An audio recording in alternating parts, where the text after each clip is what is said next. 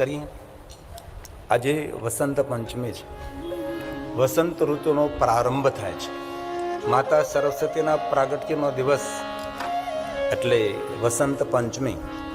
કોઈ પણ કાર્ય કરવું હોય વણ મુહૂર્ત, કોઈ પણ મુહૂર્ત જોવાની જરૂર નથી. આજના દિવસે વિશેષ કરીને માતા સરસ્વતીની ઉપાસનાનો દિવસ.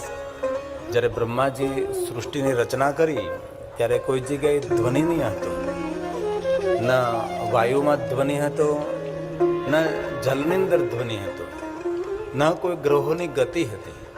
અસ્ત વ્યસ્ત એ બ્રહ્માંડનું સંચાલન થતું હતું.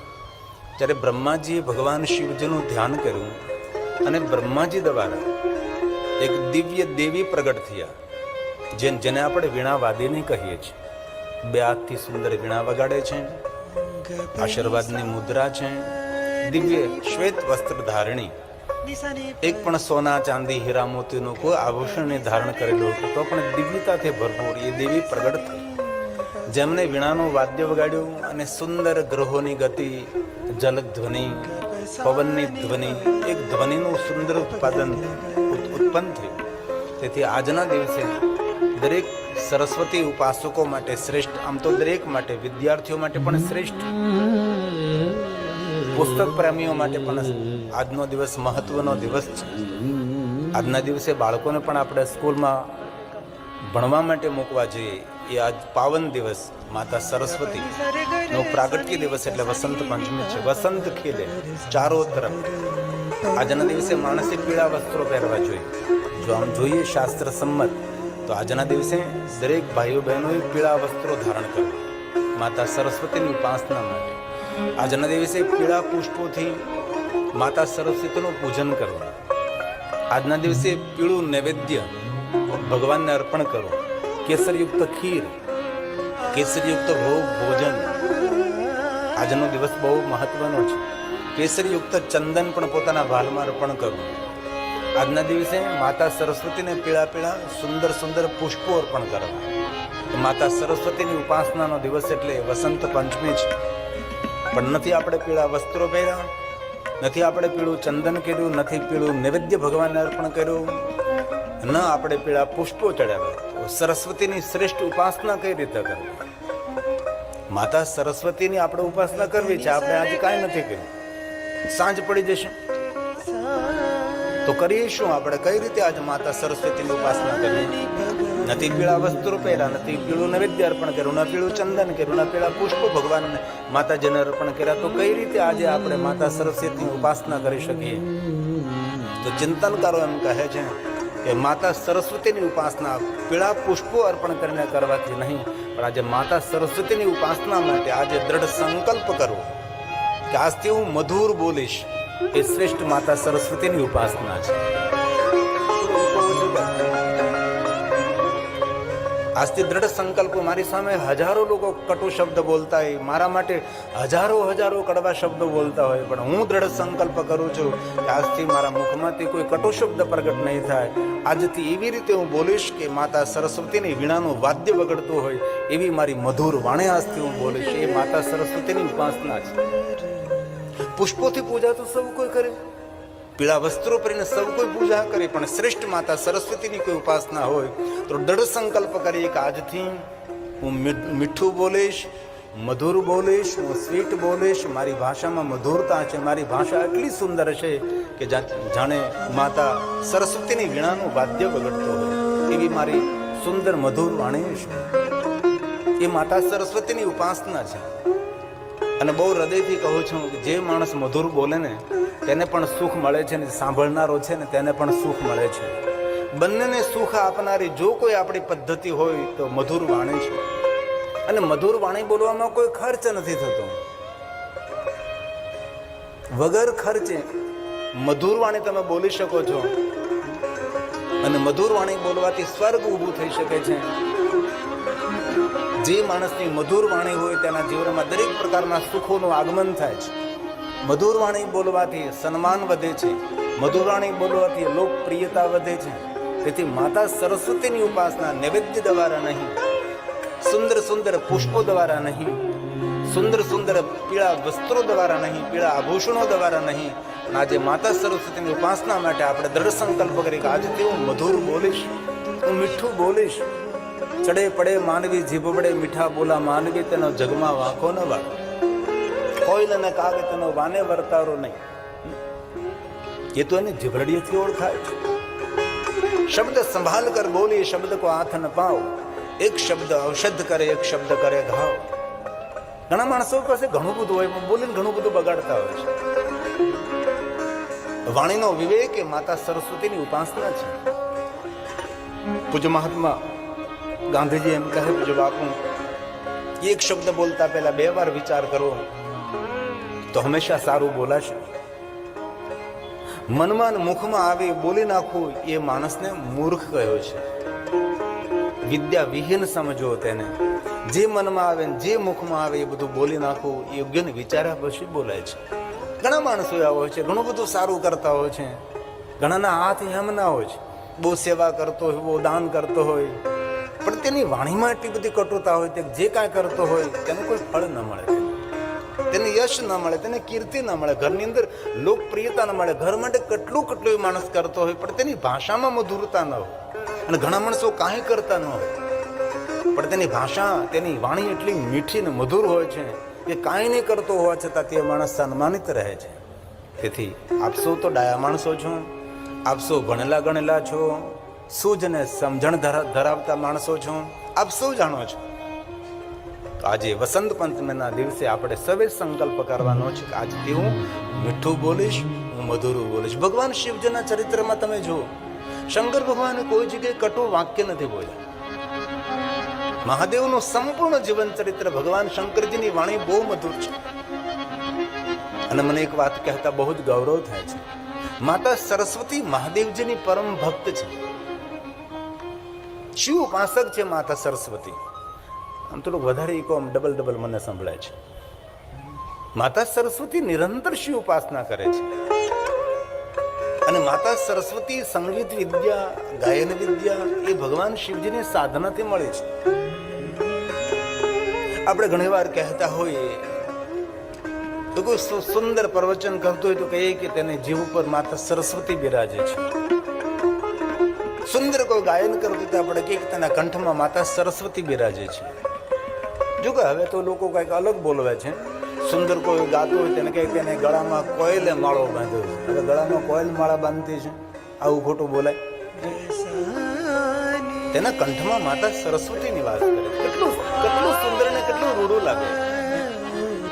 તો વિચાર કરવા જેવી વાત છે. ધ્યાન દીજીએ, કોઈ સુંદર ગાયન કરતો હોય તો કહીએ કે તેના કંઠમાં માતા સરસ્વતી બિરાજમાન. કોઈ સુંદર પ્રવચન કરતો હોય તો કહીએ કે તેની જીહ્વા પર માતા સરસ્વતી બિરાજમાન છે.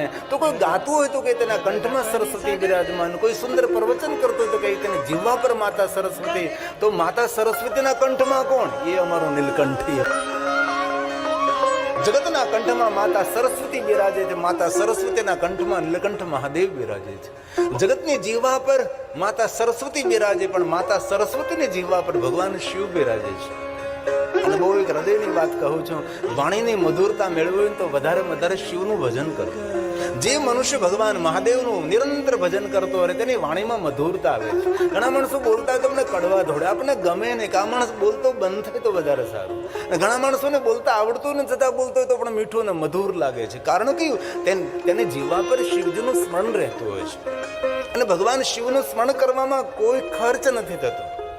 હાલતા ચાલતા, બેસતા, ઉડતા, ખાતા, પીતા, ઊંઘતા, જાગતા, ઘરમાં સ્મશાનમાં, કોઈ બી અવસ્થામાં જીવાગરે વર્તતે તસ્સ સફલમ જીવિતમ, તેનો જન્મ સફળ થઈ જાય છે.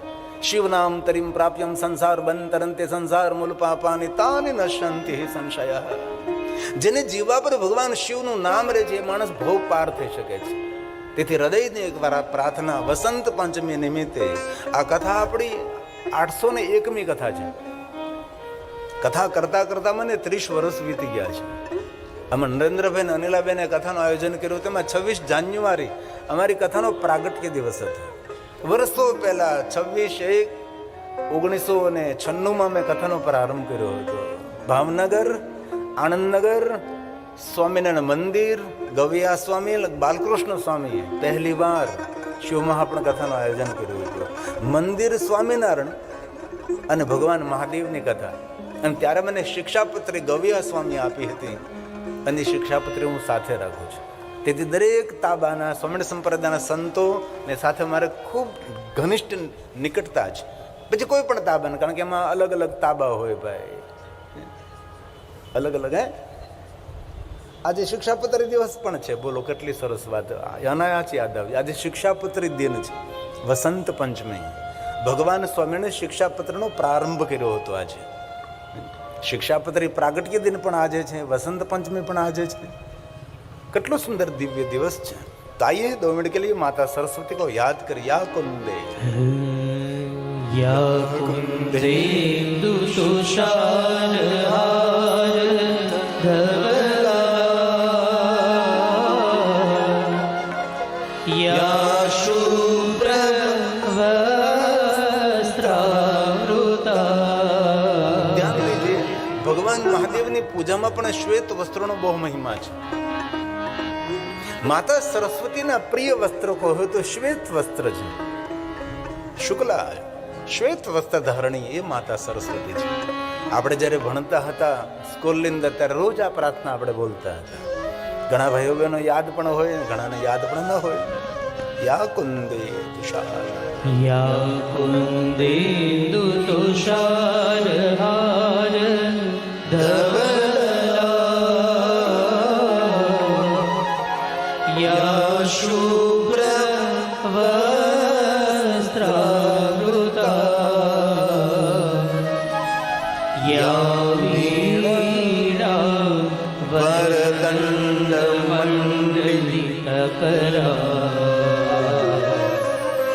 યા શ્વેત પદ્માસના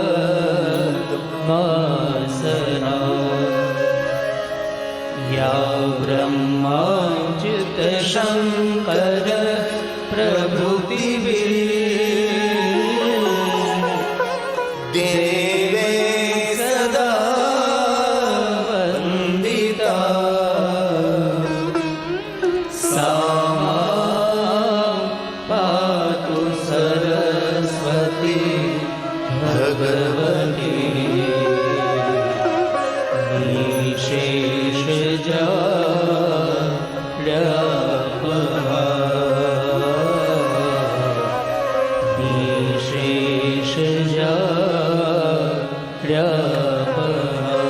શુક્લામ બ્રહ્મા વિચારચારમ પદ્મા.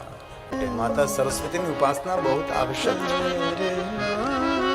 આમ તો આપણી પ્રાર્થનામાં માતા સરસ્વતીની ઉપાસના હોવી જોઈએ.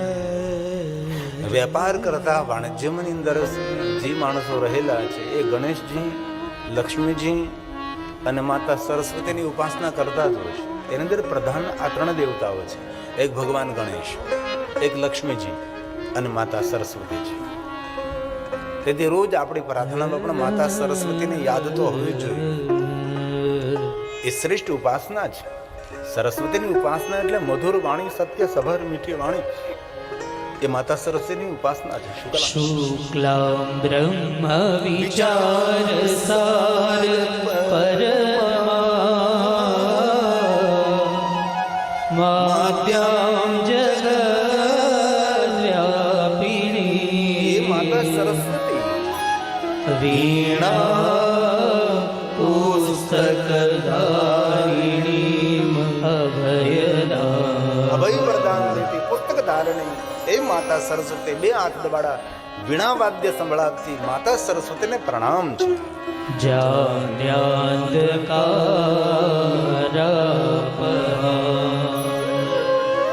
હસ્તે સ્ફટિક માલિકા વિરહતી પદ્માસને સંસ્થિતા વંદે તામ પરમેશ્વરી ભગવતી બુદ્ધિ પ્રદા શારદા બુદ્ધિ પ્રદા શારદા. આ જ રીતે આપણે શિવની પણ સ્તુતિ ગાઈએ છીએ. વંદે દેવ ઉમાપતિ, એ જ પરંપરામાં વંદે દેવ ઉમાપતિ સુરગુરુ. દેવતાઓના ગુરુ બૃહસ્પતિ છે. બૃહસ્પતિ દેવના ગુરુ કોણ છે? તો કે ભગવાન શિવ છે. ભગવાન દ્વારકાધીશ કૃષ્ણજી જગતગુરુ છે, પણ ત્રિભુવન ગુરુ તો ભગવાન મહાદેવ છે. આ સવારમાં ઘણા ભાઈઓ બહેનો મળવા માટે આવતા હતા. તમે કોઈ બહેને પ્રશ્ન કર્યો કે કોઈ પણ નારીના પેટમાં જ્યારે બાળક હોય તે નારી કોની સાધના કરવી જોઈએ? તો શિવ મહાપુરાણ ગ્રંથમાં સ્પષ્ટ તેનો ઉલ્લેખ છે કે દરેક નારીએ જ્યારે બાળક પેટમાં હોય ત્યારે શિવની ઉપાસના કરે. શા માટે? શિવજી શાંત દેવતા છે. શિવજી ઉદાર પણ છે, તપસ્વી પણ છે, વૈરાગી પણ છે. શિવજીમાં બધા જ ગુણો છે. તેથી સર્વ ગુણ સંપન્ન કોઈ બાળકને જન્મ આપવો હોય તો વિશેષ કરીને ગર્ભવતી નારીઓએ મહાદેવની ઉપાસના કરે. આવું શિવ મહાપુરાણ ગ્રંથમાં તેનું વિસ્તૃત વર્ણન છે. તમે હસતા નહીં, પણ એક બહેન આવી હતી, મેં એમને કહેલું કે જાઓ ભગવાન શિવ તમારા ઘરે જન્મ છે. તો આજે એ પગે લગાડ્યો તો મને શું કહ્યું, બાબુ શિવ ન જન્મો, હનુમાન જન્મો. પછી મેં સ્વાભાવિક પૂછી લીધું, મેં કીધું આ બાળક પેટમાં તમે શું કરતા? તો કે રોજ સુંદરકાંડનો પાઠ કરી. મેં કીધું હનુમાનજી જન્મ? મેં કીધું સુંદરકાંડનું પરિણામ છે આ. મેં કીધું તોફાન કરવા જો, એને આનંદ કરવા જો, તેને લહેર કરવા જો. મને કે આખો દિવસ સુંદરકાંડનો પાઠ કરતી હતી, આખો દિવસ સુંદરકાંડનો પાઠ કરતી હતી. મેં કીધું સુંદરકાંડનું જ ફલ છે, આને ઉત્પાદ કરવા જો. મેં કીધું શિવ નથી, આ શિવની સાધના કરવી. કઈ રીતે સાધના કરવી? બહુ મહિમા છે. પછી પેટમાં બાળક હોય ને તમે કૃષ્ણ લીલાનું દર્શન કર્યા કરો, પછી છોકરાને ફરિયાદ ન કરાય. કૃષ્ણ ભગવાને લીલા અદભુત કરી છે, તો મારું બાળક લીલા કરવાનું જ છે ને. એટલે શાસ્ત્રોમાં કહ્યું કે નિરાકાર બ્રહ્મની ઉપાસના કરો, ભગવાન શિવની ઉપાસના કરો. શંકરજી ત્રિભુવન ગુરુ છે, ગુરુઓના પણ ગુરુ છે. આ વંદના સૌને મુખપાઠ છે અને સૌને આવડે છે. તો આપની પણ થોડી ધ્વનિ વાયુમંડળમાં મિશ્રિત થાય, તેથી તમારા પણ થોડાક ઓઠ ફફડે, લિપ મોમેન્ટ કરો. અને આ તો લોકભોગ્ય ભગવાન શિવની વંદના છે. અને મહાદેવની વંદના કરવાથી જીવનની વેદનાઓ ઓછી થાય છે. તેથી શિવ વંદના જીવનમાં બહુ જ આવશ્યક છે. કોઈ પણ દેવી દેવતાઓની ઉપાસના કરતા હો, પણ વિશ્વના દરેક દેવી દેવતાઓની ઉપાસનાનું ફળ શિવ ઉપાસનાથી પ્રાપ્ત થાય છે. જ્યાં સુધી મહાદેવની ઉપાસના ન થાય ત્યાં સુધી કોઈ પણ દેવતા તેમની ઉપાસનાનું ફળ આપી શકતા નથી. આ શિવ મહાપુરાણ સંમત આ વાત છે. તેથી શંકરજીની વંદના જીવનમાં બહુ આવશ્યક છે. વંદે દેવ ઉમાપતિ સુરગુરુ. વંદે જગત કારણમ. વંદે પન્નગભૂષણમ મૃગધરમ. ભગવાન શંકરજી મૃગનું ચામડું પહેરે છે. ત્યારે વિચાર કર્યો ભગવાન શંકરજી મૃગ ચર્મ શા માટે પહેરે છે ભાઈ? નહીં, બસ આપણે છોકરાને આપણે કહી દીધું કે આ ભગવાન શંકરજી મૃગ ચર્મ પહેરે છે, મૃગનું ચામડું પહેરે છે. પણ મૃગના ચામડાની પાછળ કેટલી મોટી કથા જોડાયેલી છે. હમણાં મહાશિવરાત્રી આવવાની છે.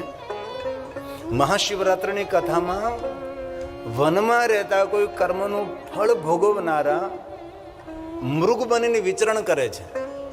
અને મૃગ બનીને વિચરણ કરનારા છે અને કોઈ પારધીના બાળકો ભૂખ્યા છે. ત્યારે દરેક મૃગો પોતાના જીવનનું સમર્પણ કરે છે. અને મહાશિવરાત્રિનો દિવસ હતો. મહાશિવરાત્રિનો દિવસ હોવાથી ભગવાન શિવજી સ્વયં રુદ્ર નામના ભીલને મળ્યા છે અને મૃગોને આશીર્વાદ આપ્યો છે અને કહ્યું છે કે હે મૃગો, તમારા કોઈ પૂર્વજન્મના કુકર્મોને કારણે તમને મૃગનું શરીર મળ્યું છે, પણ તમે તમારું જીવન આ વ્યાર્ધના બાળકોના ભોજન માટે સમર્પિત કરી રહ્યા છો. તેથી હું તમને એક વચન આપું છું કે તમારી જ્યારે જીવન યાત્રા પૂર્ણ થશે ત્યારે તમારું જે ચામડું છે એ હું ધારણ કરીશ. એ મૃગ ચર્મ ભગવાન શંકરજી ધારણ કરે છે. ભગવાન શંકરજીએ કોઈ મૃગને માર્યો નથી, કોઈ મૃગની હત્યા નથી કરી. એ મૃગને ભગવાન શિવજીએ વચન આપેલું છે, તેથી ભગવાન શંકરજી મૃગ ચર્મ ધારણ કરે છે. ભગવાન શંકરજી હાથીનું ચામડું ધારણ કરે છે. ગજ ચર્મ ભગવાન શંકરજી ધારણ કરે છે. તો ગજ ચર્મ શા માટે? ભગવાન શિવજીએ કોઈ હાથીને હત્યા કરી છે? નહીં. ગજાસુર નામનો એક અસુર થયેલો અને 10,000 વર્ષ સુધી ભગવાન શિવજી સાથે જેને યુદ્ધ કરેલું અને ગજાસુરનો અંત કરેલો. અને એ સમયે ભગવાન શંકરે જે કહ્યું હતું કે કોઈ પણ અસુરે 10,000 વર્ષ સુધી મારી સાથે યુદ્ધ નથી કર્યું, તું અસુર એટલો બળવાન છે, તે મારી સાથે યુદ્ધ કર્યું છે, તેથી યુદ્ધના પરિણામ સ્વરૂપે તારા જીવનનો અંત થઈ રહ્યો છે. અને જે જગ્યાએ તારા જીવનનો અંત થયો તે જગ્યાએ તારા નામથી પ્રસિદ્ધ થઈશ. ગજેશ્વર મહાદેવ લિંગ રૂપેણ સતમહ, ગજેશ્વર લિંગ સ્વરૂપે ભગવાન શિવજીના પ્રગટ તો રહ્યા, પણ ગજાસુરનો અંત કર્યો ત્યારે એ ગજાસુરનું ચામડું ભગવાન શંકર. એક વસ્તુનો કોઈને કોઈ ઇતિહાસ છે, કોઈને કોઈ તેની કથાઓ રહેલી છે. શિવજીએ કઈ કઈ વસ્તુ ધારણ કરી છે, કયા હેતુથી ધારણ કરી છે, તેની બહુ જ મોટી પરંપરા છે. આ શંકર ભગવાનની વંદના છે અને આ વંદના દરેક ભાઈઓ બહેનોને કંઠસ્થ છે. પૂજામાં ગવાય છે, ભજનોમાં ગવાય છે, સત્સંગમાં ગવાય છે. તેથી બહુ સહેલી વંદના છે. આપણા બાળકોને પણ આ વંદના કંઠસ્થ કરાવી. વંદે દેવ ઉમાપતિ, વંદે દેવ ઉમાપતિ સુરગુરુ, વંદે જગત કારણમ, વંદે પન્નગભૂષણમ મૃગધરમ, વંદે પશુપતિ,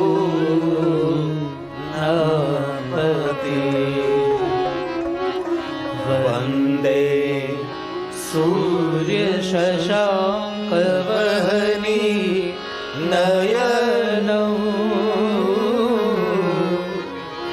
વંદે મુકુંદમ પ્રિયમ,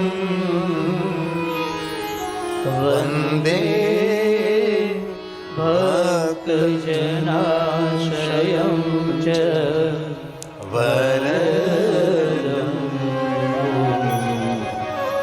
વંદે શિવમ શંકરમ, વંદે શિવમ શંકરમ. આવી રીતે ભગવાન મહાદેવની અનેક વંદનાઓ છે. એ વંદનાનો એક અનેરો મહિમા પણ છે. ભગવાન મહર્ષિ વેદવ્યાસ રચિત શિવ મહાપડ અંતર્ગત સુત પુરાણજી પ્રયાગ તીર્થમાં ભગવાન મહાદેવની કથાનું ગાયન કરે છે. ધર્મક્ષેત્રે મહાક્ષેત્રે ગંગા કાલિંદી સંગમે પ્રયાગે પરમ પૂર્ણે બ્રહ્મલોકસ્ય વર્તમને. બ્રહ્મલોકના માર્ગ સ્વરૂપ પ્રયાગ તીર્થ છે, જ્યાં ગંગા યમુના और માતા સરસ્વતી જ્યાં નિવાસ કરે છે. પ્રયાગ તીર્થ કોઈ સામાન્ય તીર્થ નથી. દરેક તીર્થોમાં કોઈ રાજા હોય તો પ્રયાગરાજ છે. દરેક શિવલિંગોનો કોઈ રાજા હોય તો મહાબલેશ્વર છે, ચક્રવર્તી લિંગ છે. દરેક શિવલિંગોમાં કોઈ સેનાપતિ હોય તો મહાકાલેશ્વર છે. સર્વ તીર્થોનો કોઈ સદગુરુ હોય તો પુષ્કર રાજગુરુ છે, જ્યાં બ્રહ્માજી વિરાજે છે. ભારતના દરેક તીર્થોની યાત્રા કરો, પણ તીર્થોની યાત્રાનું ફલ પુષ્કર જવા માત્રથી પ્રાપ્ત થાય છે. આપણે દરેક તીર્થોની યાત્રા ન કરી શકીએ, પણ પુષ્કર રાજ બ્રહ્માજીના દર્શન કરી લઈ એટલે દરેક તીર્થોની યાત્રાનો ફલ પ્રાપ્ત. આ તીર્થોનો પણ તીર્થોમાં મહિમા છે. પ્રયાગ તીર્થનો મિત્ર કોણ? તો કે માધવ, વેણી માધવ તેના મિત્ર છે. આ આખું પ્રકરણ છે પ્રયાગ તીર્થનું, જ્યાં સુતેલા હનુમાન છે. ભારદ્વાજ ઋષિનો સુંદર ત્યાં આશ્રમ છે. યાજ્ઞવલ્ક મહારાજે જ્યાં ભગવાન રામજીની કથાનું ગાયન કર્યું હતું. અને શિવ મહાપણ કથા પણ સુત પુરાણજીનું શયનકાદિ મહાત્માનો સુંદર સંવાદ છે. દરેક મહાત્માઓ સુત પુરાણને કહે, હે સૂત મહાભાગ, વ્યાસ શિષ્ય નમસ્તુતે અદ્ભુતયમ કથાતા વર્ણિતામ. અદ્ભુત ભગવાન શંકરજીની કથાનું વર્ણન કરો. એક એક શ્લોક મહાદેવની પૂજા છે, એક એક શ્લોક શંકર ભગવાનનું આરાધન છે. સંપૂર્ણ શિવ મહાપણ દેવલિપિ દેવભાષા સંસ્કૃતમાં છે. પણ આપણા દેશની રાષ્ટ્રભાષા જો સંસ્કૃત હોત તો જેવી રીતે આપણાથી હિન્દી બોલી શકીએ છીએ, હિન્દી સમજી શકીએ છીએ, તેવી રીતે આપણે સંસ્કૃત પણ બોલી શકતા હોય ને સંસ્કૃત પણ સમજી શકતા હોય. આપણા ધર્મગ્રંથો બધા જ દેવલિપિ સંસ્કૃતમાં લખાયેલા છે. આજે કોઈ વડીલ માતાજી પ્રશ્ન કરતી હતી કે મને સંસ્કૃતના શ્લોક બોલતા નથી આવડતું, સંસ્કૃતમાં સ્તુતિ કરતા નથી આવડતું, તો એનું ભાષાંતર ગુજરાતીમાં વાંચી લો તો ચાલે. એટલે ચાલે. આપણે સંસ્કૃત બોલી ન શકીએ, વાંચી ન શકીએ, તેનું ભાષાંતર હોય તેનો પાઠ કરી લેવાનો. કોઈ પણ સ્તુતિ હોય, કોઈ પણ અષ્ટક હોય, કોઈ પણ સ્તવન હોય, એ આપણે સંસ્કૃતમાં ન બોલી શકીએ તો તેનું ભાષાંતર આપણી માતૃભાષામાં લખાયેલું હોય તો તેની અંદર બોલી શકાય છે. તો દરેક મહાત્માઓ, દરેક ઋષિ મુનિઓ સુત પુરાણને કહે છે, શૈનિક ઋષિને કહે છે, હે સુત પુરાણજી, સૂત મહાભાગ, વ્યાસ શિષ્ય નમોસ્તુતે અદ્ભુતેયં કથાતાત વર્ણિત કૃપયાહીન વર્ણિત કૃપયાહીન. અમારા સૌ પર કૃપા કરી નારદજીની કથાનું વર્ણન કરો. નારદજીએ તપ કર્યું, તપનું અભિમાન એવું નારદને, અભિમાન શાંત ન થયું. અભિમાન યુક્ત પોતાની પ્રશંસા કરે છે. જો આપણી ઓળખાણ આપી વસ્તુ અલગ છે, આપણી સ્વયંની પ્રશંસા કરવી એ મોટો દુર્ગુણ છે. ઘણા માણસો પોતાની બહુ જ પ્રશંસા કરતા હોય છે અને પ્રશંસાને પ્રેમ પણ ન કરો. કોઈ માણસ પ્રશંસા કરતો હોય તે સાંભળવાનો બહુ પ્રયાસ ન કરો, કારણ કે આપણી પ્રશંસા, આપણા વખાણ એ અહંકારને જન્મ આપે છે. ભગવાન શંકરજીએ નારદને કહ્યું કે નારદજી, વિષ્ણુ ભગવાન તમારી પ્રશંસા કરે તો એ સમયે વાતને બદલવાનો પ્રયાસ કરજો. પણ નારદજીની પ્રશંસા જ્યારે વિષ્ણુ ભગવાને કરી ત્યારે નારદજી બહુ પ્રેમપૂર્વક સાંભળે. વિષ્ણુ વાક્ય મિતિ શ્રુત્વા, વિષ્ણુ ભગવાનના મુખમાંથી મધુર મધુર વાક્યો સાંભળી નારદજીના અહંકારમાં વૃદ્ધિ થઈ અને અહંકારથી ભરેલા નારદજી વિચરણ કરતા કરતા માયા નિર્મિત નગરમાં પહોંચે છે. માયા નિર્મિત નગરમાં ગયા છે. શિલનિધિ રાજા રાજ કરે, તેની પુત્રી છે વિષ્ણુમોહિની, તેની સાથે પરણવાનો વિચાર કર્યો છે. ભગવાન વિષ્ણુ ભગવાન પાસે રૂપની માંગણી કરી છે અને વિષ્ણુ ભગવાન પાસે રૂપ લઈ અને વિષ્ણુમોહિનીને પરણવા જાય છે. ભગવાન મહાદેવના ગણો બાજુમાં બેઠેલા છે, નારદજી ઉપર હસી રહ્યા છે. નારદજીનું ધ્યાન તો પડી રહ્યું છે પણ નારદજી મૌન રહ્યા છે. ત્યારે ભગવાન શંકરજીના ગણોએ કહ્યું છે, નારદજી તમારા માટે તો શું બોલીએ અમે. અને શંકર ભગવાનના ગણો નારદજીને કહે છે કે નારદજી, આપનું મુખ તમે તલાવડીમાં જુઓ, સરોવરમાં નહીં, તલ્લીપ શું, આપનું મુખ તમે તલાવડીમાં જુઓ. બહુ વિસ્તારમાં પાણી ભરેલું તેને સરોવર કહેવાય, થોડામાં પાણી ભરેલું તેને તલાવડી કહેવાય છે. તલ્લીપ શું. હે નારદ, મહાદેવના ગણો નારદને કહે છે, હે નારદ મુનિ ત્વં હિ. નારદજી જ્યારે ભગવાન શંકરજી પાસે ગયા ત્યારે મહાદેવજીએ નારદજીને કહ્યું, હે તાત નારદ. તાત મતલબ પિતા તુલ્ય, મૂર્ધન્ય, સદગુરુ તુલ્ય, પ્રાતકાલ યાદ કરવા જેવું વ્યક્તિત્વ, તેને તાત કહેવાય છે. શંકર ભગવાન પાસે નારદજી ગયા તો શંકર ભગવાને કહ્યું, હે તાત, હે નારદ. એ જ નારદ વિષ્ણુ ભગવાન પાસે ગયા ત્યારે વિષ્ણુ ભગવાને કહ્યું, હે તાત, હે નારદ, ત્વમ શૃણુ. કેટલું મોટું સન્માન આપ્યું છે વિષ્ણુ ભગવાને, કેટલું મોટું સન્માન આપ્યું છે શંકર ભગવાને. પણ આજે ભગવાન મહાદેવના ગણો જ્યારે નારદજીની પાસે બેઠા છે, નારદજીને અહંકારી જોયા છે, નારદજીને કોઈ લાલચ કરતા જોયા છે, ત્યારે ભગવાન મહાદેવના ગણોએ નારદને તાત નથી કહ્યા, હે નારદ મુનિ ત્વમ, હે નારદ મુનિ ત્વમ. કેટલો સુંદર શબ્દોમાં આમ રચના છે. હે નારદ, હે નારદ મુનિ ત્વં હિ દાંત નીકળી ગયું, માણસ નીચે ઉતરી ગયો. વૃથા મદન મોહિતઃ. તમે મિથ્યા મોહ કરો છો. શા માટે તમે અહંકાર કરી રહ્યા છો નારદ? તમારું મુખ જરા જુઓ, તમારું મુખ કેવું છે. તલ્લિપો સ્વમુખં પશ્યन् વાનરસ્યૈવ ગર્હિતં. વાનરસ્યૈવ ગર્હિતં. તમારું મુખ વાંદરા જેવું લાગે છે. અને તમે જોજો, અભિમાની માણસ હંમેશા વાંદરા જેવો જ લાગે. એ આમથી આમ ગુલટી ગુલટી મારતો હોય છે.